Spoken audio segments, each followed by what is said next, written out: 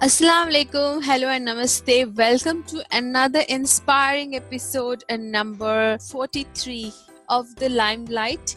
We have a brand new series of interviews coming up for little entrepreneurs, and today we start our first interview with Emaan Mustafa. She's studying in grade 8, who is multi-talented girl with various interests in baking, knitting, sketching, computer skills like Illustrator, Photoshop. She is just 12 years old and has her own YouTube channel called Zoe's Place. She speaks French, Japanese, and has recently written her own book called Stories for Girls. So, listeners, please welcome our little guest on Hot Seat, Emaan Mustafa. Hello, how are you? Thank you for having me. You're welcome. How are you doing today? I'm doing just fine. How are you doing? Alhamdulillah, I'm fine, dear. It's a pleasure to have you here. Yeah, it's a pleasure to be here. Okay. So, Emaan, before we get into your entrepreneurial skills, I want you to tell our listeners about your personal life. Well, I was originally born in Pakistan, but I came straight to Dubai when I was like only about 20 days old. I have two brothers. One's an animator and works for a YouTuber named Unspeakable Gaming, who has 2 million subscribers on YouTube.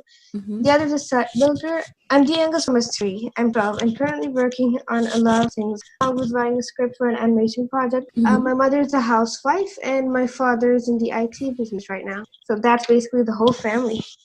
Okay, that's lovely.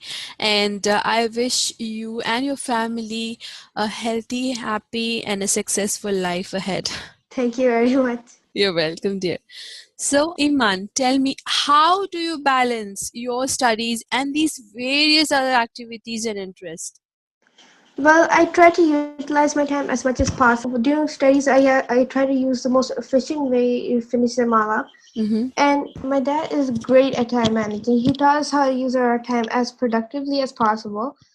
If I have to make a video tomorrow, he taught me how to manage how long it will take to record, and then to edit, and then to upload. Because making a video takes a whole day. I mean, you own a show named The Limelight. I mean, you Yeah. would know how long it takes to make a video. Right. So I just try to find enough time for everything. During before I go to sleep, I try to think about the things I might do the next day. Mm-hmm. So I put a whole day on just one certain thing.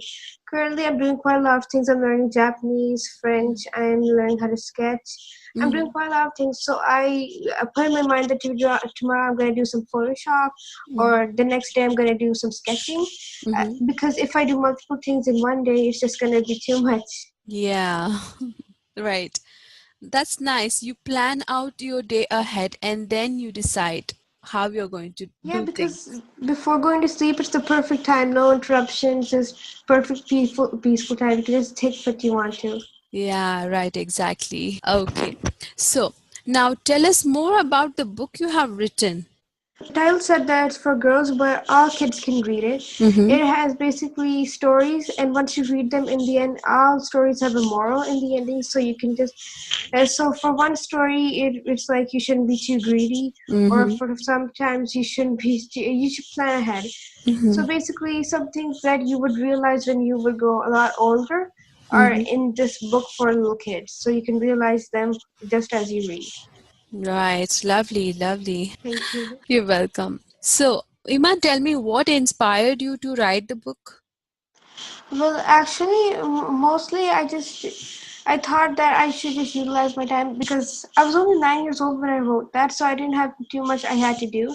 All I had to do was school, and when I came home, I did my homework, and then the rest of the day, it was just kind of boring. So I thought that, hey, the computer is free, I should try to do something. I've read a lot of books. There is a book called A Series of Unfortunate Events. It's such an interesting book, and reading so many books makes me want to do something myself. Like, I mean, I can't just read books without doing anything about it. So I thought that I wanted to write something myself. It's currently in printing process, and I'm trying to make the illustrations for it as well. Okay. So I hope it will be out soon. Yeah, inshallah. And you're all the best for that. Thank you. And do give me one copy. All the best for your channel too. Thank you so much, dear.